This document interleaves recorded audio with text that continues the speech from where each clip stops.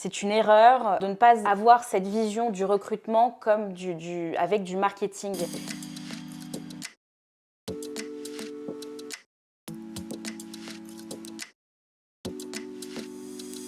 Bonjour et bienvenue dans ce nouvel épisode de Culture Responsable, l'émission qui parle de la responsabilité des entreprises. On parle de sujets RH, de sujets RSE et aujourd'hui on accueille Clara Lefebvre. Bonjour Clara. Bonjour Simon. Alors Clara, tu es juriste en droit du travail. Tu as exercé en tant que responsable du recrutement dans les entreprises et aujourd'hui tu viens nous parler de l'expertise que tu as en copywriting RH. Le Exactement. thème d'aujourd'hui, c'est marque employeur, réputation et offre d'emploi, les nouveaux leviers du recrutement. Alors Clara, on peut peut-être commencer par, tu peux commencer par nous dire ce que c'est le copywriting RH? Alors le copywriting RH, déjà, il y a copywriting et RH. Copywriting, c'est de l'écriture persuasive appliquée au recrutement. Donc l'idée, c'est de faire quelque chose à quelqu'un. Donc en général, ça va être s'abonner, cliquer, acheter un produit. Là, on est sur des sujets de recrutement, donc d'offres d'emploi et de candidats. La cible, c'est les candidats. L'objectif, c'est de faire que les candidats postulent à l'offre d'emploi. Donc, l'objectif, c'est d'appliquer le marketing et notamment le copywriting au recrutement. Donc, ça passe par travailler la notion de collaborateur idéal, notamment pour ces cœurs de métier. On ne peut pas forcément le faire pour tous les métiers parce que le recrutement, en général, c'est en flux continu. Donc, l'idée, c'est vraiment de travailler la notion de persona, d'avoir une vision, une ligne directrice de collaborateur idéal. Alors après, tout le monde n'aime pas cette notion, c'est quelque chose qui est un petit peu décrié et critiqué en ce moment, mais ça aide quand même à avoir voilà, une vision. Quand on est, un exemple, mais quand on cherche un profil de commercial, forcément, ça doit être quelqu'un qui aime le contact humain et qui est capable de passer des heures au téléphone. Ça, c'est voilà, un trait dont on a besoin pour la notion justement de collaborateur idéal. Donc on va faire le persona, le portrait robot du commercial idéal qu'on veut dans l'entreprise et qui correspond aussi aux valeurs de l'entreprise. Et ensuite, on va déterminer l'offre d'emploi. Alors on parlera de l'offre d'emploi plus tard, mais on va déterminer justement comment aller chercher ce collaborateur idéal. Exactement, donc tout part de la cible, donc du candidat, et donc de cette notion de collaborateur idéal.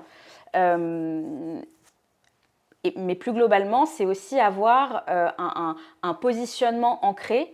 Et là, je rejoins un petit peu la notion de marque employeur. La marque employeur, c'est pas que du visuel, c'est aussi de l'écrit. C'est une identité visuelle et aussi une identité textuelle, une identité écrite. Et c'est là où la notion d'offre d'emploi prend tout son sens. Parce que l'idée, c'est de créer de rédiger des textes qui soient uniques, percutants et qui convertissent, c'est-à-dire qui fassent que les candidats postulent, donner envie aux candidats. La marque employeur, qu'est-ce que c'est pour toi? Alors la marque employeur, pour moi, c'est toutes les actions que prend une entreprise pour parler d'elle, parler de ses actions, attirer des candidats, mais aussi fidéliser les collaborateurs. Donc c'est autant sur le parcours candidat que sur l'expérience collaborateur. C'est de la communication externe et c'est aussi des actions internes. Du coup, pour avoir une bonne marque employeur, il faut déjà comprendre d'où on part, l'ADN de l'entreprise, qu'est-ce qu'on veut mettre en avant. Exactement. Pour avoir justement cette identité textuelle, ça demande, et donc a fortiori une bonne marque employeur et donc une bonne communication. C'est hyper important de comprendre son organisation, quel est le storytelling, quelle est sa culture interne, ses valeurs, son fonctionnement, et communiquer là-dessus. Et ça va forcément impacter la qualité de ces candidatures. Aujourd'hui, je pense qu'il y a un vrai sujet, soit il y a beaucoup trop de CV, il y a beaucoup trop de quantité et peu de qualité, soit il y en a juste beaucoup trop et il n'y a pas de qualité du tout. Donc l'idée, c'est de rééquilibrer un peu la balance et d'avoir peut-être un peu moins de quantité, mais plus de qualité. Et c'est là où voilà, la notion de persona candidat est extrêmement importante parce que ça aide vraiment à cibler la personne qu'on veut. Et donc, il y a qui on est en tant qu'organisation, fonctionnement, culture, valeur, identité, et qui on veut. Et tout ça doit créer vraiment, enfin, doit être un ensemble homogène. C'est un écosystème de communication, d'identité, de marque employeur, etc. Clara, tu parles de balance. Est-ce que la balance aujourd'hui, elle pèse plutôt du côté des candidats ou des entreprises? Alors, je dirais que jusqu'à aujourd'hui, il y avait un vrai déséquilibre au profit des entreprises. C'était un peu, on fait un peu un cadeau aux candidats qui recherchent du travail de leur proposer un poste qu'on a à pourvoir. Je pense qu'aujourd'hui, les candidats ne voient plus du tout les choses comme ça et les entreprises devraient d'ailleurs le comprendre et en prendre conscience. Je pense qu'aujourd'hui, les rapports ont tendance à s'équilibrer et personnellement, je pense que c'est une très bonne chose. Certes, le candidat a un besoin, il cherche du travail, mais l'entreprise, elle a un besoin réciproquement. Elle a un poste à pourvoir, elle a des besoins. Donc effectivement, je pense que le rapport de force a changé, il tend à s'équilibrer. Et concrètement, en termes d'action, c'est tout ce dont on parle. C'est vendre un poste, c'est considérer un candidat comme un prospect et considérer une offre d'emploi comme un texte de vente. Et c'est là où le marketing RH prend tout son sens. Super, très bien. Alors justement, on parle du marketing RH. C'est la première fois qu'on en parle.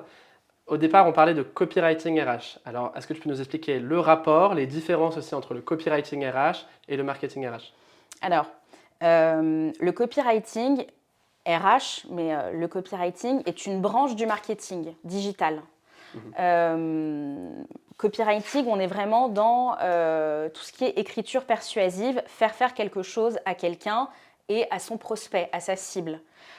Donc là, l'idée, c'est de faire exactement pareil avec les candidats qui sont considérés comme des prospects.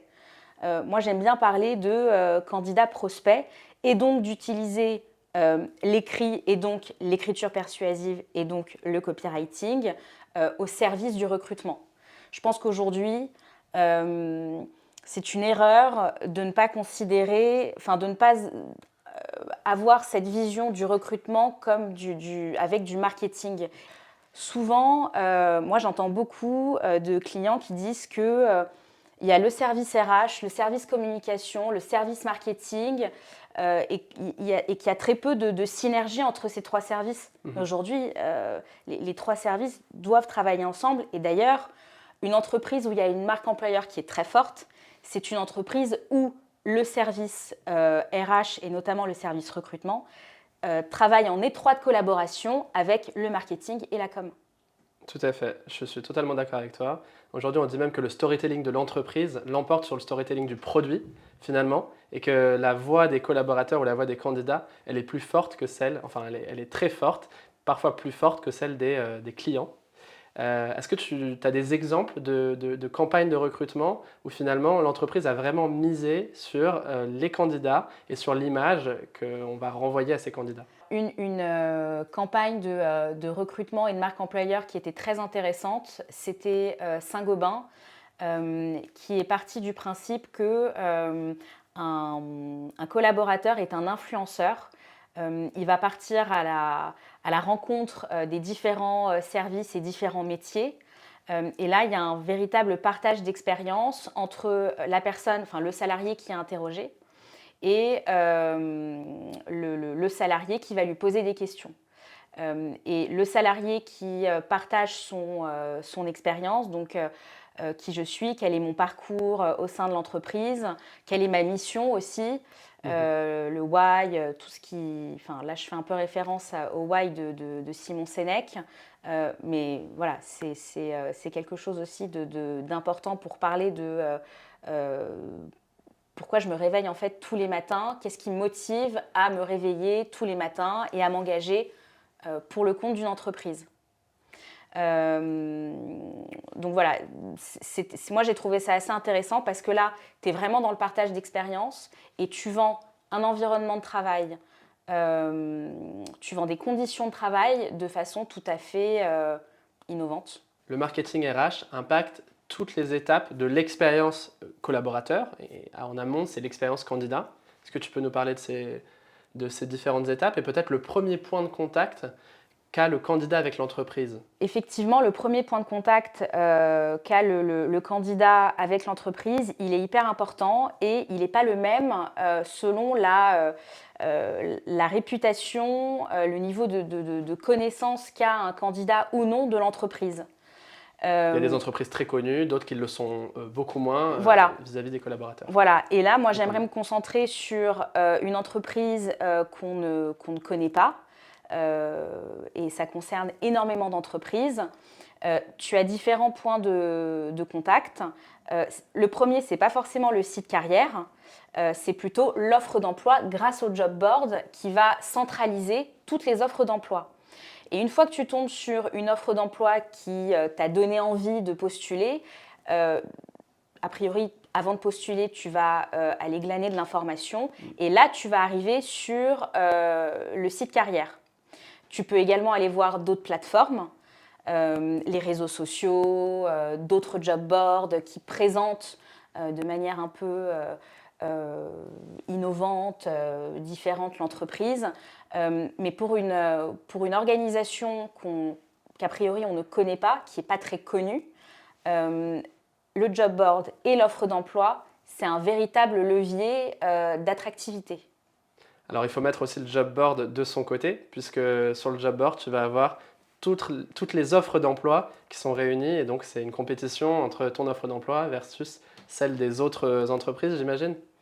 Exactement, et c'est là où il y a un véritable enjeu à bien travailler son offre d'emploi parce que aujourd'hui, tu tapes à peu près n'importe quel métier, tu as une dizaine d'offres d'emploi par page et tu as, je ne sais pas, entre 20 et 30 pages. Donc ça fait beaucoup, beaucoup de volume. Et l'enjeu, c'est aussi bien de travailler son titre de poste avec des mots-clés, mais dès le début, c'est avoir une phrase d'accroche, c'est faire comprendre aussi à ton candidat prospect que tu sais qui il est, tu sais qui tu es en tant qu'entreprise et tu sais aussi qui tu veux. Tu sais te vendre en fait. Ça, c'est hyper important et aujourd'hui, je trouve que les entreprises ne misent pas assez sur cette compétence vente. Elles misent sur la notion de vendre, sur le fait de vendre pour vendre le produit auprès des clients, mais beaucoup moins sur vendre un poste. Pourquoi? C'est exactement pareil, c'est le même principe. Ce que tu mets en avant dans une offre d'emploi, c'est l'argumentaire de vente pour le candidat. Exactement. Est-ce qu'on peut parler de ce qu'est une bonne offre d'emploi, ce qu'est une mauvaise offre d'emploi et l'importance du copywriting RH sur la rédaction de cette offre d'emploi? Bien sûr. Alors, pour moi, une bonne offre d'emploi, c'est d'abord une offre qui est authentique et qui ne trahit pas l'identité textuelle de l'entreprise. C'est aussi une offre qui ne fait pas dans la langue de bois, c'est-à-dire qu'on arrête avec les expressions forts de nos 25 ans d'expérience, voilà, des choses qui sont quand même très à l'ancienne et vraiment pas très modernes ni attractives.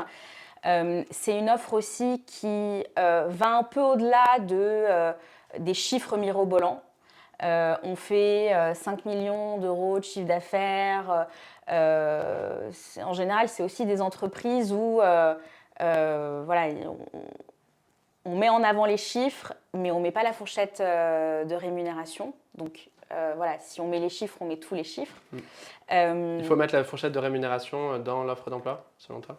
Je veux dire, aujourd'hui, pourquoi une personne vient travailler, on ne va pas se le cacher, quoi. C'est pas pour la gloire.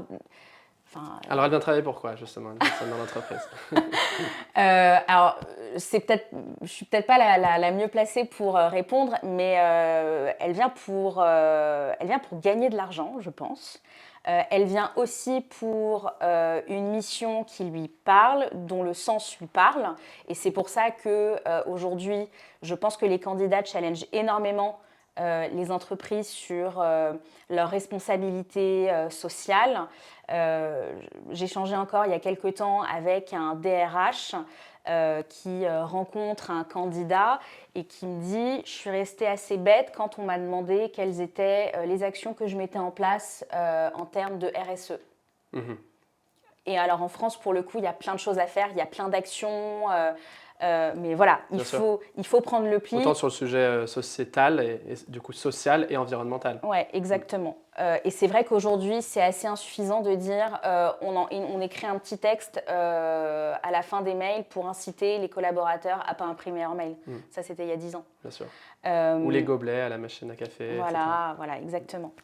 Je reviens un petit peu sur qu'est-ce qu'une bonne offre d'emploi. Ouais, parlons de ça. Donc, si je reprends l'exemple des chiffres, je ne dis pas que les chiffres ne sont pas importants, mais je reprends ce que tu disais tout à l'heure. L'histoire d'une entreprise, c'est hyper important. Chaque organisation a une histoire, quelle qu'elle soit. C'est pas parce qu'on n'est pas une PME familiale où on a commencé avec ses grands-parents, ses oncles et tantes qu'on n'a pas d'histoire à raconter. Les startups se sont vachement emparées du sujet, de ce levier pour se vendre. Voilà. Mais ce n'est pas réservé aux startups et aux entreprises familiales. Enfin voilà, moi je pense vraiment que chaque organisation a une histoire et qu'il faut la raconter, que ça personnifie énormément. Et puis surtout, élément de marketing pur et simple, pour attirer un prospect, le storytelling, il n'y a rien de mieux. Bien sûr. Tu crées un storytelling autour de l'entreprise pour ensuite pour que le client s'identifie à ce storytelling et à la marque en fait. Pour que le candidat s'identifie et puis client ou candidat, je parlais. Client et candidat évidemment, et qu'il ait envie de déjà continuer de lire, parce que il y a aussi ça, il y a la façon de lire l'offre. Tu as différents types de lecteurs, tu en as qui lisent absolument tout. Et puis, tu as des prospects qui lisent le haut, ensuite qui vont tout en bas et qui reviennent au milieu. Donc, chaque élément de l'offre / argumentaire de vente est important. Alors, Clara, du coup, rapidement, est-ce que tu peux nous donner les choses à faire et à ne pas faire pour rédiger une offre d'emploi ? Oui. Alors, les choses à ne pas faire, c'est ne pas s'adresser directement aux candidats prospects. Donc voilà, c'est éviter tout ce qui est il fera. Autre élément à ne pas faire, c'est ne pas s'adresser à cette personne au présent. Dans le présent, il y a quelque chose d'assez immédiat, en tout cas, et direct, effectivement. Donc l'enjeu, c'est vraiment de faire du copywriting et d'être impactant le plus possible. Donc éviter la tournure « il fera », ça alourdit et on ne se projette pas du tout. Tandis que vous êtes en charge, vous faites, vous prenez en main. Bon, c'est un peu plus impactant, c'est un peu plus dynamique. Tu te sens déjà dans l'entreprise en fait. Voilà, quand même, ça t'invite à te projeter davantage et c'est ça qu'on veut. C'est vraiment que le candidat se projette et se visualise en interne. Autre élément à ne pas faire, c'est ne pas respecter la culture d'entreprise, notamment sur le tutoiement ou le vouvoiement. On me pose souvent la question, mais est-ce que je tutoie, est-ce que je vouvoie ? Ma réponse est toujours la même. Qu'est-ce qui se passe en interne ? Est-ce que la culture, c'est plutôt le tutoiement ? Est-ce que c'est le vouvoiement ? Si c'est le tutoiement, eh ben, on tutoie dans les offres d'emploi. L'idée, c'est de rester authentique et aligné avec sa culture d'entreprise. Ensuite, sur les choses à faire, je pense que quand on a un onboarding qui est vraiment carré et qui est vraiment un levier de fidélisation, il faut en parler, il faut le mettre. L'onboarding, c'est vraiment une étape qui est cruciale. Par exemple, je reprends l'exemple de Saint-Gobain. Eux, dès l'étape d'onboarding, le salarié, il est en immersion totale pendant 15 jours pour découvrir tous les métiers. Ça, c'est super.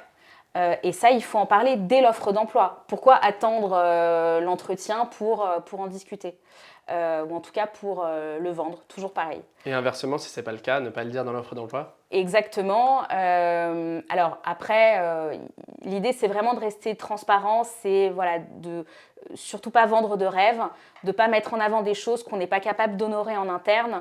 Ouais. Ça, je pense que c'est hyper important. Autre élément à faire, c'est vraiment à sortir son offre d'emploi d'éléments visuels, vidéos, photos, partage d'expériences aussi. Ça, c'est vraiment quelque chose qui permet de se projeter et de visualiser son potentiel environnement de travail. Et évidemment, le storytelling, parler de son histoire en tant qu'entreprise, en tant qu'organisation, pour aller un petit peu au-delà de chiffres, de choses qui finalement qui permettent pas trop de se projeter, quoi. Donc finalement, le candidat, il valorise le salaire, comme tu as dit, mais évidemment, le côté, l'impact, la mission de l'entreprise et le côté social. Comment est-ce que tu vas travailler tous les jours, dans quelles conditions et quelle est ta journée type, en fait?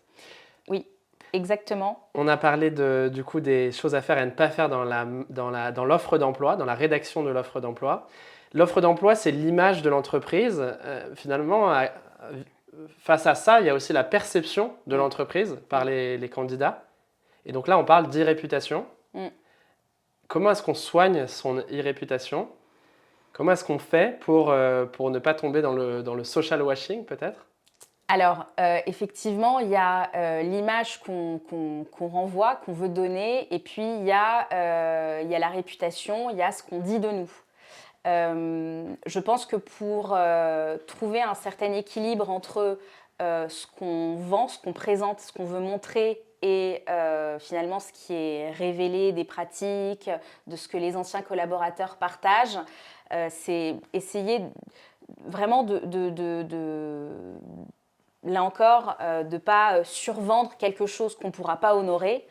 Alors après, là, on touche à des sujets qui sont beaucoup plus, j'allais dire, profonds. On parle de management, on parle d'éléments également juridiques. Donc après, là, on est sur d'autres sujets. Mais c'est vraiment de rester aligné, authentique et dans la transparence. Soigner sa réputation, c'est soigner ce qu'on vend, mais soigner aussi ce qu'on fait en interne. Donc c'est soigner ses actions aussi. C'est avoir un regard sur l'extérieur, mais extrêmement tourné aussi vers l'intérieur. C'est pas s'amuser à dire quelque chose alors qu'on fait tout le contraire en interne. Parfois, on constate un décalage entre ce que l'entreprise met en avant et les avis, la réputation sur des sites comme Glassdoor ou Indeed. Exactement. Il y a un nouveau phénomène qui n'est pas nouveau mais qui se répand de plus en plus. C'est l'évaluation des plateformes d'emploi. Donc il y a Indeed et Glassdoor où les entreprises sont notées. Donc souvent, ce qui se passe, c'est que les entreprises investissent énormément dans leur image, dans leur marque employeur. Et malheureusement, ces efforts parfois peuvent être ruinés par des avis extrêmement négatifs sur des expériences qui ne se sont pas bien passées. Donc voilà, là, il y a un vrai enjeu pour essayer de rééquilibrer un peu la balance entre ce qu'on présente et ce qui se passe.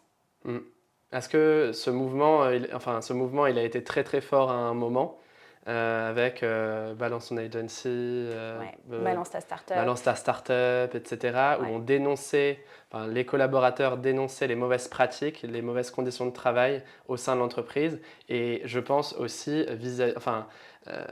c'était pour montrer aussi le décalage justement entre ce qui est montré, la vitrine de l'entreprise, la start-up où c'est cool de travailler, là où tu travailles sur des missions d'innovation, etc. Et finalement, les conditions de tous les jours où tu es dans un petit bureau, où c'est très difficile, les conditions sont difficiles, tu finis à 23 heures, Voilà. et puis tu es maltraité en fait. Exemple type, on est une famille, on est une grande famille, ça s'est vendu et survendu. Quand on est dans une entreprise, on n'est pas dans une famille. Moi, je pense pas. Après, c'est un parti pris. Il y a des gens qui recherchent ça. Ouais. Et si elles le recherchent et que c'est une possibilité, tant mieux.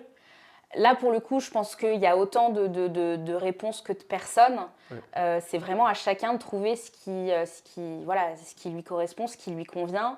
Mais vendre, on est une grande famille avec bienveillance, mais on fait comprendre que c'est scandaleux et honteux quand la personne doit aller chercher son enfant à l'école ou à la crèche parce qu'il est malade. Mm. Il y a peut-être une petite dissonance sur la notion de famille, justement. Ouais. Le CEO de Netflix, il dit justement que on n'est pas une famille, mais on est une équipe sportive. Parce que dans l'équipe sportive, finalement, tu recherches à avoir les meilleurs, donner le meilleur de soi. Et finalement, si ça ne se passe pas bien, tu peux te séparer aussi des personnes. Dans une famille, tu ne te sépares pas des gens et tu fais toujours avec les personnes qui sont dans la famille. Donc c'est une vision qui est un peu différente. Ouais, je pense vraiment que la notion de famille, elle est très... alors, je devrais peut-être pas dire ça, mais elle a été peut-être un peu trop... Elle a été très marketée. Mm. Et je suis pas sûre que les candidats recherchent véritablement ça. Je pense qu'ils recherchent d'abord de l'authenticité, de la transparence, de la confiance aussi. Ok, la bienveillance, mais ça va de soi. Enfin, je veux dire, on est entre êtres humains. Une entreprise, c'est une société dans la société.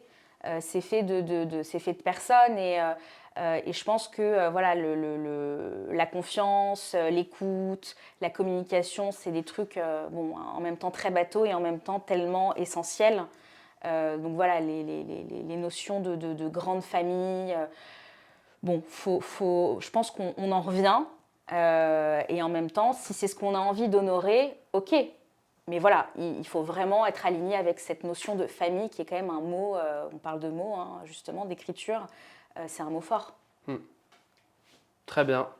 Clara, merci. Est-ce que tu as un conseil, une ressource à emporter avec nous?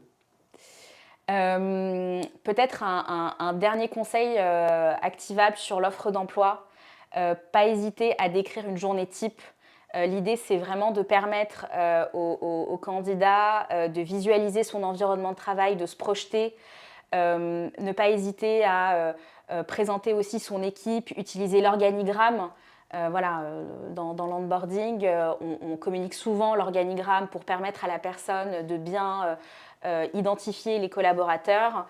Pareil, c'est des leviers qu'on peut utiliser dès l'offre d'emploi pour la rendre plus attrayante. Très bien. Et ben on va finir là-dessus. Merci Clara. Merci à toi. Pour vous qui êtes restés jusqu'au bout, merci beaucoup d'avoir écouté cet épisode. N'hésitez pas à nous soutenir. Dites-nous en commentaire ce que vous avez pensé de l'épisode et puis abonnez-vous pour ne rien manquer. Merci et à bientôt dans Culture Responsable.